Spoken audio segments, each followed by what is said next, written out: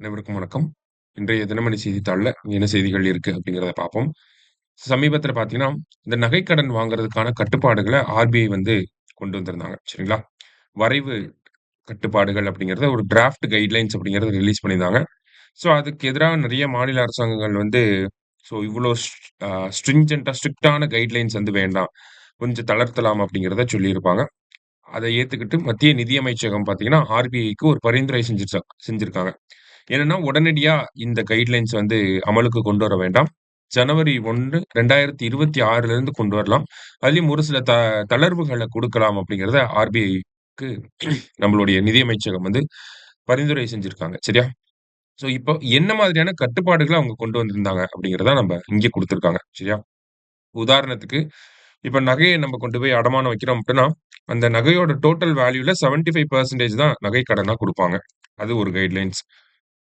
அதே மாரி நீங்க ஒரு நகைய கொண்டு போய் வைக்கிறீங்க அப்படின்னா, அந்த நகை உங்களோட நகை தானா அப்படிங்கிறத ப்ரூவ் பண்றதுக்கு ஏதாவது சான்றிதழ்கள் வந்து தேவைப்படுது. ஓகேங்களா? உங்க நகை தான் கொண்டு போய் வைக்கிறீங்களா அப்படிங்கிறதுக்கு. அடுத்தது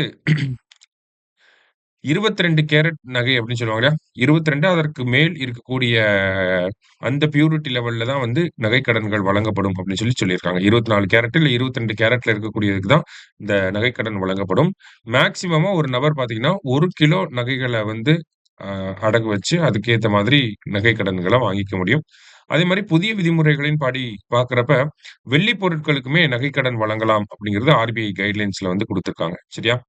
அதே மாரி ஒரு நகைக்கடன் வாங்குறப்ப அந்த அக்ரீமெண்ட் போடுறாங்க இல்லையா? அப்ப டோட்டலா எல்லா விதமான அ பாராமீட்டர்ஸையும் அந்த அக்ரீமெண்ட்ல வந்து மென்ஷன் பண்ணியிருக்கணும் அப்படிங்கிறத சொல்லியிருக்காங்க. அதே மாதிரி இப்போ நீங்க கடன திருப்பி செலுத்தினதுக்கு அப்புறமா நகைய வாங்கிக்கலாம். கரெக்ட்டா?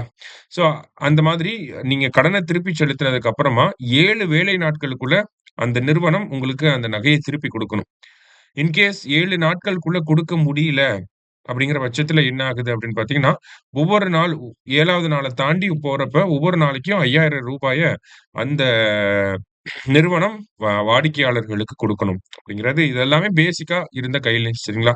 இதுல நெறைய விஷயங்கள் வந்து இந்த கடன்கள் வாங்குறதுல இப்ப 75% தான் கடன்கள் வாங்க முடியும். அப்படிங்கிற மாதிரியான ஒரு சில ரெகுலேஷன்ஸ்லாம் வந்து இந்த சாதாரணமா சின்ன சின்ன ரூ. 30,000 ரூ. 40,000க்கு நகை வச்சு கடன் வாங்குறாங்க இல்லையா?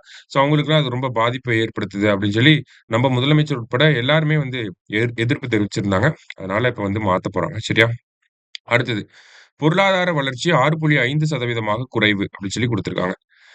அ நமக்கு 2023, 24ஆம் ஆண்டோட பொருளாதார வளர்ச்சிய எடுத்து பார்த்தோம்னா, நம்ம நாடு 9.2% ஜிடிபி வளர்ச்சிய பதிவு செஞ்சிருக்கு. ஆனா 2024, 25ல வந்து பார்க்கிறப்ப, நம்மளுடைய பொருளாதார வளர்ச்சி அப்படிங்கிறது 6.5% குறைந்திருக்கு. இது எதிர்பார்க்கப்பட்ட ஒண்ணு தான். ஓகேங்களா? கண்டிப்பா இந்த இடத்துல குறையும் அப்படிங்கிறது எதிர்பார்க்கப்பட்ட ஒண்ணு தான். இன்ஃப்ளேஷன் இந்த மாரி எக்ஸ்டர்னல் ஃபேக்டர்ஸ் நெறையா இருந்தனால, நமக்கு இந்த ஒரு பொருளாதார வளர்ச்சி அப்படிங்கிறது குறைந்திருக்கு. சரியா?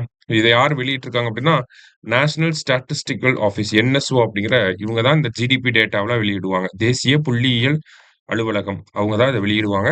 இத தான் நமக்கு கொஸ்டினா கேட்பாங்க. யார் இந்த டேட்டாவெல்லாம் வெளியிடுறாங்க? அப்படின்னு சொல்லி. சரியா? ஆல்ரெடியும் கேட்கப்பட்டிருக்கு. அடிக்கடி கேட்கக்கூடிய ஒரு கேள்வி தான். அடுத்ததா பார்த்தீங்க அப்படின்னா,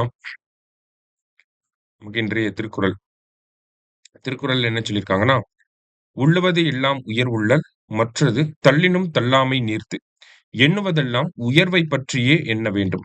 அவ்வுயர்வு கைகூடாவிட்டாலும் அவ்வாறு எண்ணுவதை விடக்கூடாது." அதாவது நம்ப எப்பயுமே ஹையர் ஆம்பிஷன் தான் வச்சிருக்கணும். ஹையர் ட்ரீம்ஸ் தான் இருக்கணும். ஸோ அப்படி ஹையர் ட்ரீம்ஸ் இருக்கப்பயே அதுவே நமக்கு கிடைக்கலனாலுமே அந்த ஹையர் ட்ரீம்ஸ நம்ம விட்டுறவே கூடாது. அதை நோக்கி நம்ம வொர்க் பண்ணிட்டே இருக்கணும். கண்டிப்பா கிடைக்கும் அப்படிங்கிறத சொல்றாங்க. திருக்குறள் எண் 596 அதிகாரம் ஊக்கமுடைமை அப்படிங்கிற அதிகாரத்துல வள்ளுவர் சொல்றாப்புல. சரிங்களா? அடுத்ததா பார்த்தீங்கன்னா, உச்சநீதிமன்றத்துல புதிய நீதிபதிகள் ஒரு 3 நீதிபதிகள வந்து நியமனம் செஞ்சிருக்காங்க. சோ தட் உச்சநீதிமன்றம் அவங்களோட மேக்ஸிமம் கெப்பாசிட்டில ரன் ஆக ஆரம்பிச்சிருக்காங்க மறுபடியும். சரியா? இப்போ உச்சநீதிமன்ற நீதிபதிகளோட அப்பாயின்ட்மென்ட் அப்படின்னா ஆர்டிகிள் 124ல வரும். சரிங்களா? அத தாண்டி அவங்களோட மேக்ஸிமம் ஸ்ட்ரெங்த் என்ன அப்படிங்கிறத தெரிஞ்சுக்கணும். இனிஷியலா பார்த்தீங்கன்னா 1+7 அப்படிங்கிற கேட்டகரில இருந்திருப்பாங்க. ஓகேங்களா? இப்ப வந்து பார்த்தீங்கன்னா, இப்ப எவ்வளோ இருக்காங்க அப்படின்னா 1+33 அப்படிங்கிற கேட்டகரில இருக்காங்க. ஓகேவா? அவங்களோட சாங்ஷன்டு ஸ்ட்ரெங்த் அப்படின்னு பார்த்தீங்கன்னா, இப்போ தற்போதைக்கு 1+33. இந்த ஸ்ட்ரெங்த்த யார் நிர்ணயம் பண்றாங்க? பிரசிடென்ட்டா யாரு அப்படின்னு சொல்லி கேட்பாங்க. அரசியலமைப்புல என்ன சொல்லப்பட்டிருக்கு அப்படின்னா, இந்த உச்சநீதிமன்றத்தோட ஸ்ட்ரென்த் எவ்வளவு ஜட்ஜஸ் இருக்கணும் அப்படிங்கிறத நியமனம் முடிவு பண்றதுக்கு பாராளுமன்றத்துல ஒரு சட்டம் கொண்டு வரலாம் அப்படின்னு சொல்லியிருப்பாங்க. சரியா? அந்த வகையில பாராளுமன்றம் என்ன பண்ணியிருப்பாங்க அப்படின்னா, supreme court number of judges act அப்படின்னு சொல்லி ஒரு சட்டம் கொண்டு வந்திருப்பாங்க. சரியா? Supreme court number of judges act அப்படின்னு சொல்லி ஒரு சட்டம் இருக்கு. ஓகேவா? இந்த சட்டம் 1956ல கொண்டு வரப்பட்டிருக்கும். ஓகேவா? Supreme court number of judges act அப்படிங்கிறது. சோ இந்த சட்டத்த அடிக்கடி அப்பப்ப திருத்துவாங்க. ஓகேங்களா? அந்த மாரி அமெண்ட்மென்ட் பண்றது மூலியமா 1+7ல இருந்து இப்போ 1+33 அப்படிங்கிற நம்பருக்கு வந்திருக்கு. சரியா? சோ சுப்ரீம் கோர்ட்டோட நம்பர் ஆஃப் ஜட்ஜஸோட எண்ணிக்கைய அதிகரிக்கக்கூடிய அதிகாரம் யாருக்கு இருக்கு அப்படிங்கிறது தான் கேள்வியா வந்துச்சுன்னா.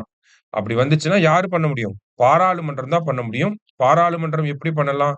இந்த சட்டத்த திருத்துறதன் மூலியமா பண்ண முடியும். சரியா? இவ்வளவுதான் சிம்பிளா. Supreme court number of judges act 1956. ஓகேவா? அடுத்தது. வேற என்ன இருக்கு அப்படின்னு பார்த்தீங்கன்னா, குடியரசுத் தலைவர் 15 செவிலியர்களுக்கு வந்து பார்த்தீங்கன்னா, ஃப்ளாரன்ஸ் நைட்டிங்கேல் விருது வந்து வழங்கியிருக்காங்க. யார் இந்த ஃப்ளாரன்ஸ் நைட்டிங்கேல் அப்படின்னு பார்த்தீங்கன்னா, நமக்கு 1850ஆம் ஆண்டு பிரிட்டிஷ் படை வீரர்கள்லாம் வந்து காயம் பட்டிருக்கிறப்ப, அவங்களுக்கு துணிச்சலாக சேவை செஞ்சவங்க தான் இந்த ஃப்ளோரன்ஸ் நைட்டிங்கேல். சரிங்களா? சோ அவங்க நினைவாக மே 12ஆம் தேதிய ஒவ்வொரு வருஷமும் உலக செவிலியர்கள் தினமாக கொண்டாடப்படுது. ஓகேவா? மே 12ஆம் தேதி. சோ அந்த செவிலியர்களுக்கு தமிழ்நாட்டிலும், இந்தியாவிலும் பார்த்தீங்கன்னா, சிறப்பாக செயல்படக்கூடிய செவிலியர்களுக்கு ஆ குடியரசுத் தலைவர் தரப்புல இருந்து நமக்கு அந்த ஃப்ளோரன்ஸ் நைட்டிங்கேல் விருது வழங்கப்படுது. இந்த வருஷம் 15 பேருக்கு குடுத்திருக்காங்க. இதுல தமிழகத்திலிருந்து யாருக்கு வழங்கப்பட்டிருக்கு அப்படின்னு பார்த்தீங்கன்னா, அலமேலு மங்கையர்க்கரசி அப்படிங்கிற அந்த செவிலியருக்கும், புதுச்சேரியிலிருந்து பார்த்தீங்கன்னா, எல்.எஸ். மணிமொழி அப்படிங்கிற இந்த செவிலியர்களுக்கும் வழங்கப்பட்டிருக்கு. சரியா? இந்தியாவுல மொத்தம் 15 பேருக்கு. அதுல தமிழ்நாட்டிலிருந்து ஒருத்தர், புதுச்சேரியிலிருந்து ஒருத்தர். சரியா? இவங்களுக்கு ரூ. 1,00,000 ரொக்க பரிசு அப்படிங்கிறது வழங்கப்படும். சரியா? சோ அதான் இந்த செய்தியில நமக்கு குடுத்திருக்காங்க. சோ இன்றைய செய்தித்தாள்ல இருந்த முக்கிய செய்திகள் எல்லாத்தையும் பார்த்திருக்கோம். நன்றி. சுரேஷ் IAS அகாடமி வெற்றியின் முகவரி.